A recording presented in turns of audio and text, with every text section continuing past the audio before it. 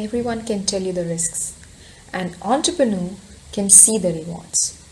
Hi, I'm Ramita, the host of today's session of Yes Stories of Entrepreneur. Entrepreneurship comes with its own challenges. One need to be totally in charge of the whole thing. You have to be a decision maker. You need to set your own goals and at the end you get to keep the profit.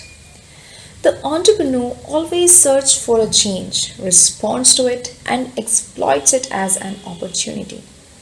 Today, we have one such woman entrepreneur with us, Dr. Vinu Kumar, co founder of Holy Tree, the Vegan Mission. Dr. Vinu, welcome to today's session. Dr. Vinu, we have some questions for you. So, the first question is, can you list certain qualities that an entrepreneur should possess? I did my graduation in homeopathy, but when I studied homeopathy, I was thinking about it that this is a medicine that people take because they consider that it does not have side effects. But one thing which kept coming back to me is that can we do something on preventive level? Is there something that we can do other than medicine? So what is something that we eat commonly and all the time throughout of our life? It is food. So is there any kind of food that can be used as medicine? So that is when it the concept of detoxification, clean eating, veganism, this all came to my mind. So I believe that there is a difference between so a very few days before I had an opportunity to tell parents of clay preschool. So they wanted me to tell about nutrition at early age. So I was saying it is not the nutrition, it is actually the habits and lifestyle which will bring the right kind of nutrition. So developing a relationship with food is very important.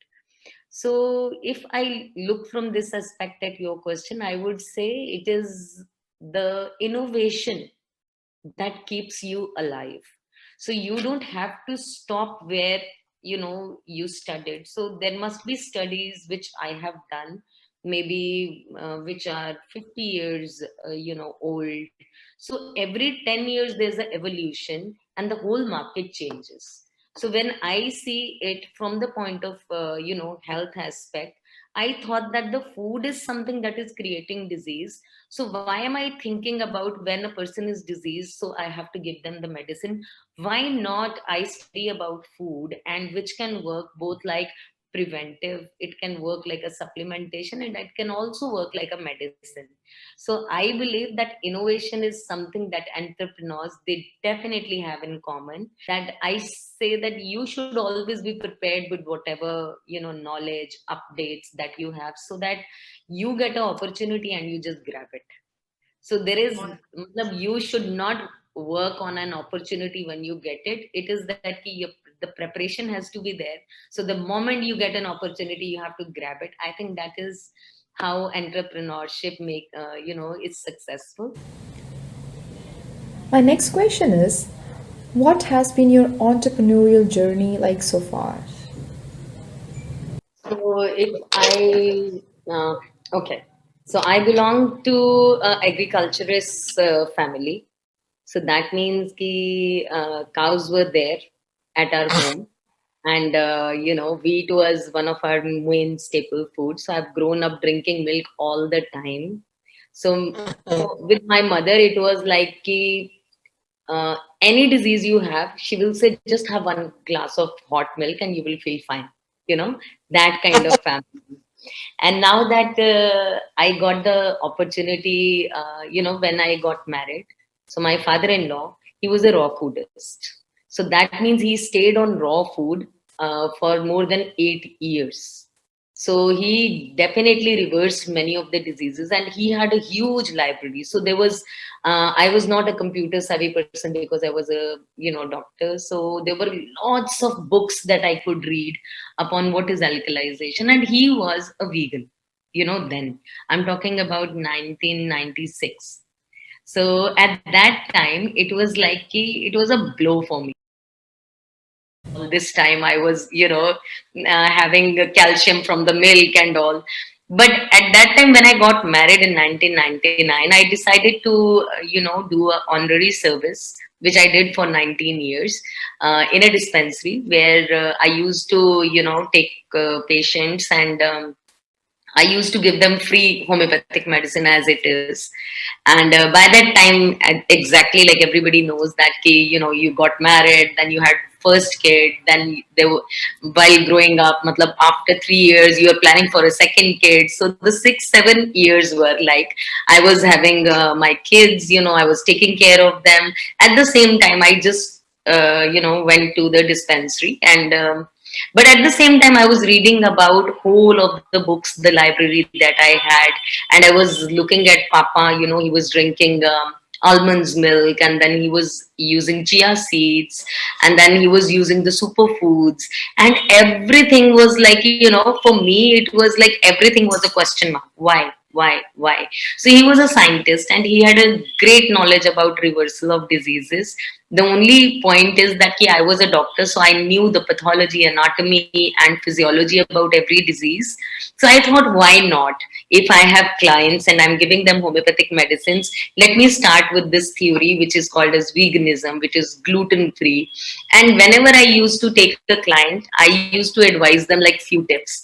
Okay, you do this, you take this in when you get up in the morning and all.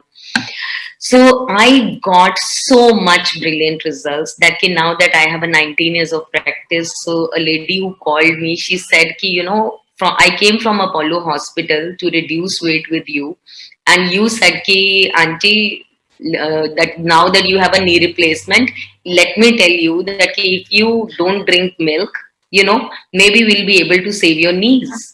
And she just called me last week, and she said, so far I don't need that operation. So that's the kind of results I got when I was asking my clients who were taking homeopathy. But along with that, I was giving them some tips how to stay gluten free, how to stay dairy free.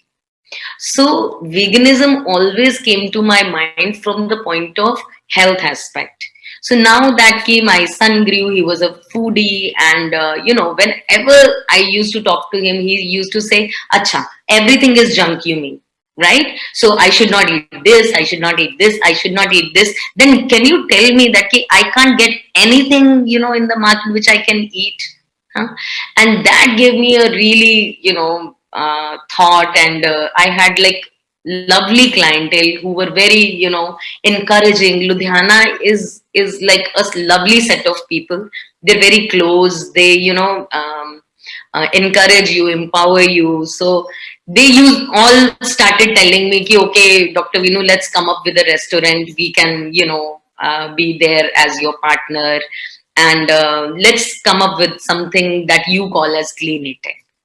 And I just told my husband that we have a plot free, and what do you think about if we can start something like green smoothies, green juices, something that I recommend to my clients. So if they don't want to join me, there is something that is available. So simply they have a restaurant where they're not fearful about if kids is having party, so he is poisoning himself, or they're not feeling well, we need to bother about their immunity. So the clean eating concept was something that was imbibed in Kumar's family. So Vishal, my husband, he immediately agreed. He said, okay, if you think so, then let's start with this. So it was an alien project that I started then. And it was 100%, vegan, gluten-free, sugar-free, no Coke, and then no sugar in any of this. So no pizza. So the pizza is gluten free. We are not using cheese. We are, making cashew cream, and then we are putting on it, and then we are baking. We're not doing so. It has been a long, long, long journey.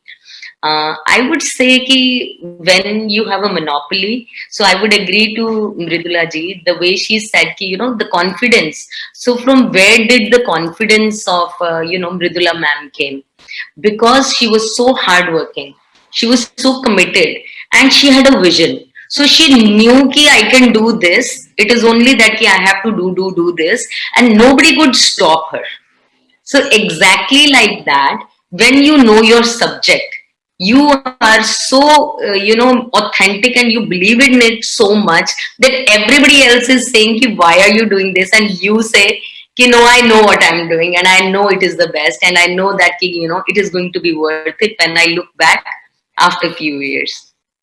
Of course, I had to do it like a vegetarian, but 100% vegan friendly, restaurant, so that a common person when he comes. So when I never used to keep sauce on my, tables like a restaurant.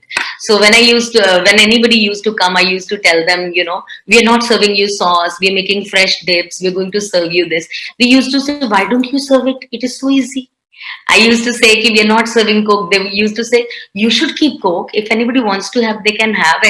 So I think probably they were telling me from the business point of view, and they were actually helping me at that time, which I couldn't understand. But so this is how this all came up, and this is how we started. We were called aliens and futuristic at that time. But when Shabana Azmi ji came, she booked the whole, she wanted to come here. Rahul, they, Mugda, they stay in Hyatt, but they eat from here. They order smoothies. So Malaika Roda is coming to, and all the VIPs from. I'm honored with so many families who are attached to me. So when their VIP guests come, or when they want to impress that in Ludhiana also we have something, they bring them to the Holy Tree, showing that it was Holy Tree was the first to serve quinoa, chia seeds, and green smoothie to the whole city, which is anyways a Manchester. I think कि globally सबसे ज़्यादा powerful is Ludhiana. And but then there was a restaurant who was using the superfoods, which even in Mumbai also, even in the bigger restaurants also, they think about using it because they are expensive, right? But here I was given that power, the backup. I had those clients who loved the concept and the home and the family I got married to. So I think there was nothing that could stop me. And here we are, so doing the same thing. Again, just say I told you that monopoly you have, of course you have, but you're also a struggler. So we are still in the same phase, but just coping up to keep the pace along with the food industry. So that's how I am here. A very important question. How much is your belief in the power of network and a mentor setup? I have a 19 years of practice, and a very successful practice, but not even a single advertisement till date. So that's what I believed, that your work should speak on its own.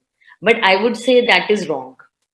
If you actually know the power of networking, it is your business can speed up to many folds. So if I would go back to my life, and if I had a chance, that what should I have done along with what I was doing, not in terms of success, because that's what I'm contented with, but also in terms of the vision that I used to see, maybe this was lacking. That's why so the network has to be there, and also the technology has to be a major part of your work, because sitting in a clinic you can treat a n number of clients, right? But if people know about your work, that is your network, and that means that is your network creating business. They can act like your salesperson if they want to. And when it comes to women, um, women, because they're not treated as equal as men, and it is like a completely honest answer. We have to struggle to come up as compared to men who are actually born with the some traits ki if he is doing something fine, so it is like ki he to will do only, and if a woman is doing, and then she says ki wow, even she is doing fine. So even the statement between the two also makes a lots of difference. So women understand women more. They've been through the same paths. They understand the guilt that they carry while they cannot take care of the kids when they are professionals. They understand the struggle which they have to do because they are emotional, they can support each other so well. So I think building network is the best thing that one can do, and this should be done. So when I talk about empowering women, I think the first thing that I should empower is any helper that comes to my my home, my clinic. So maybe she's doing she's done +2, and now that she has to join a clinic, why not ki I advise her ki okay, I can make you join a beauty parlor, and you can learn some these skills, and why don't you join? So that is how we can upgrade them. But we cannot think about ki okay, if she goes, then how will I be able to find another helper? So I think being a woman, one thing that I have done and I will keep doing is empower every girl that I meet, every girl, because there's a huge, huge, huge, tremendous potential that a girl has. But by nature, they are not told about it. Means ki it is that ki you're not aware of how much potential you have. You have the potential to manage home and work both. I know it's a struggle, but that's another theory. But when you're successful, you don't mind doing that struggle. Anyways, you're struggling. Even if at home also you managing like teen janon ne khana khana, and you're making a cold coffee for somebody else and the tea for somebody else, and then if they come back, it has to be sugar free, it has to be like that. So you're anyway struggling. Don't think that ki the work will take you into a next roller coaster ride. It is that ki definitely an appreciation that you got out of the productivity when you are in any working station, along with the work that you are doing, will keep you going. And that is what I believe in, and that's motto of my life. Now, being a woman entrepreneur comes with a lot of challenges, as I said. And our audience wants to know that how do you achieve work life balance? How do you manage your work as well as your personal life? See, finding a balance between professional and family life does not mean that you're successful. So there is a possibility that I was not able to keep up the balance between my family, and they would be the answering whether they are satisfied from me or not, right? But as an individual, I would say that this is not a question that anybody can answer in one line, because yes, Yes. we have to work daily on this, daily. And as Mridula ji said, I would completely agree to what is main priority at that day, because I am a doctor and I have patients. So definitely, because I had patients, so my family is equally, supportive, because they know that the patient cannot be calling if they are not in trouble, and I have to attend them, at that very moment. But I never, never, never missed on quality times that I had to spend. So there was another story where I could see that my both my kids were teenagers and they were growing up, and I could see that whenever they were sitting, they were shouting at each other, and they were not, that ki, I have my own room, I'll sit there, you go sit there. I have my own mobile, you have your own mobile.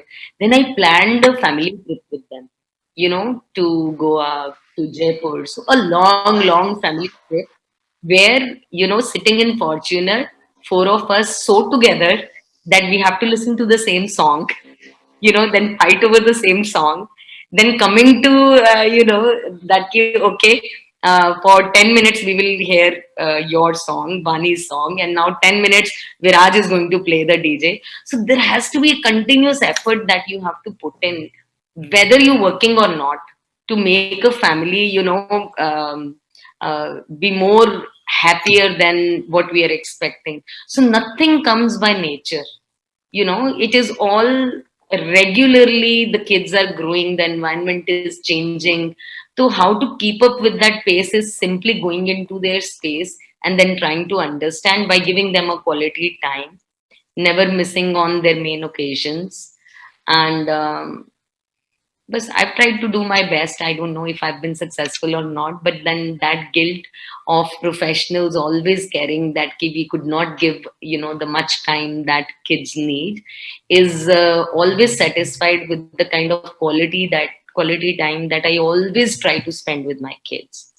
Yeah, so So I believe, yeah, so this quality time, yeah, that's another way of finding a work life balance. Like if we are not able to give time every day, so you have given a very beautiful point that every day, depending on the situation, you have to look how can you find the balance between yes, your work and with your family. So that's really nice. You are keeping pace with the along with the space that you want to give to your children. So that's really nice.